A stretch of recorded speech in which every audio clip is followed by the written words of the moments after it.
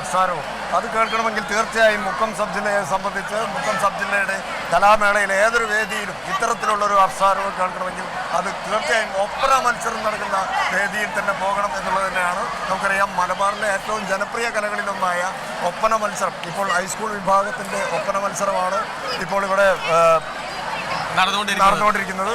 അവിടെ നിന്നാണ് ഈ കാണികളുടെ അത്രയും, കാരണം മറ്റെല്ലാ വേദികളിലും തന്നെ നമ്മൾ പോയി കഴിഞ്ഞ 3 ദിവസമായി മണാശ്ശേരി MKHMMO ഹയർ സെക്കൻഡറി സ്കൂളിൽ വിവിധ വേദികളിലായിട്ട് മത്സരങ്ങൾ നടന്നുകൊണ്ടിരിക്കുകയാണ്. അവിടെയൊക്കെ നിറഞ്ഞ സദസ്സുണ്ടെങ്കിലും ഒരു പക്ഷേ ഈ ഒപ്പനയുടെ ഒരു സദസ്സിനെ വെല്ലാൻ പോകുന്ന ഒരു സദസ്സ് ഈ നമുക്ക് കാണാൻ കഴിഞ്ഞിട്ടില്ല. മലബാറിൽ ഒപ്പനയോടുള്ള ഒരു എന്താ പറയുക, ഒരു ആത്മബന്ധം ഈ ഒപ്പന സദസ്സ് തീർച്ചയായിട്ടും ഒരു വേദിയിലിരിക്കുന്ന ഒരു കലാകാരനെ സംബന്ധിച്ചിടത്തോളം, ഇപ്പോൾ കലാകാരി ആയിക്കോട്ടെ കലാകാരനായിക്കോട്ടെ, അവർ വേദിയിൽ നിറഞ്ഞാടുമ്പോൾ ആളുകൾ ഉയർത്തുന്ന ഓരോ അക്ഷാരവങ്ങളും അവർക്ക് ഒരുപാട് അത് വല്ലാത്തൊരു പ്രോത്സാഹനമാണ് അവർക്ക് നൽകിക്കൊണ്ടിരിക്കുന്നത്. അത് തീർച്ചയായും ഇവിടെ കാണികളിൽ നിന്ന് കിട്ടുന്നത് ഈ ഒപ്പന മത്സരത്തിൽ നിന്ന് തന്നെ, ഒപ്പന മത്സരം നടക്കുന്ന വേദിയിൽ നിന്നാണ് എന്നുള്ളതാണ് ഏറ്റവും വലിയൊരു പ്രത്യേകത.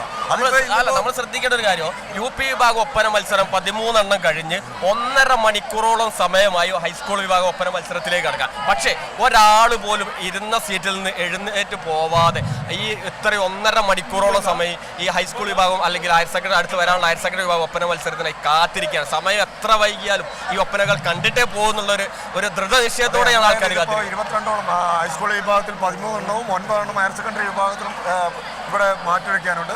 ഈ 22 ഒപ്പനകൾ കഴിയുമ്പോൾ ഇന്ന് ഏതാണ്ട് പാതിരാത്രി അർദ്ധരാത്രി കഴിയും എന്നുള്ള കാര്യം 1 മണി 2 മണി സമയത്തോടെ ഈ ആളുകളൊക്കെ തന്നെ അത്രയും സമയം ഇവിടെ ഉണ്ടായിരിക്കും എന്നുള്ളത് തന്നെയാണ്. അത് പ്രത്യേകിച്ച് മുക്കം പോലുള്ള മലയോര മേഖലയിലെ ഒരു പ്രത്യേകത തന്നെയാണ്.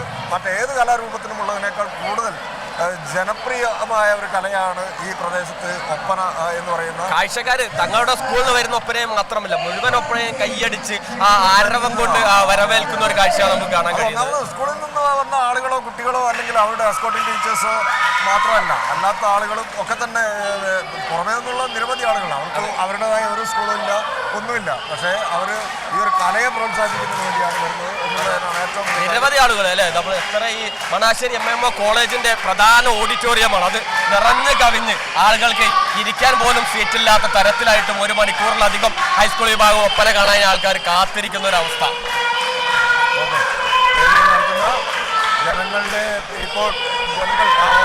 ഏകദേശം ബാക്കിയുള്ള വേദികളിലൊക്കെ മത്സരം ഏകദേശം പൂർത്തിയായി കഴിഞ്ഞിട്ടുണ്ടെന്നാണ് തോന്നുന്നത്. ഇനി വട്ടപ്പാട്ടും ഒപ്പന മത്സരവും മാത്രം ബാക്കിയുള്ള ഈ 2 വേദികളിലും നിറഞ്ഞ സദസ്സ് തന്നെയാണ്. മറ്റും അല്ല, ഇതൊരു ആ ഒരു രീതിയിലുള്ള ഒരു കളി കൊണ്ട് മാത്രമല്ല. അപ്പോൾ അങ്ങനെയാണെങ്കിൽ ഈ ആളുകൾക്ക് വട്ടപ്പാട്ടിലോ അല്ലെങ്കിൽ കോൽക്കളിയിലോ ദഫ്മുട്ടിലോ ഒന്നുമില്ലാത്ത രീതിയിലുള്ള ഒരു പ്രാതിനിധ്യമാണ് അതുകൊണ്ടുള്ളത്. നമുക്ക് ഒപ്പന മത്സരത്തിൻ്റെ കാര്യങ്ങളെ കുറിച്ച് നമ്മുടെ കൗൺസിലർ അല്ലേ,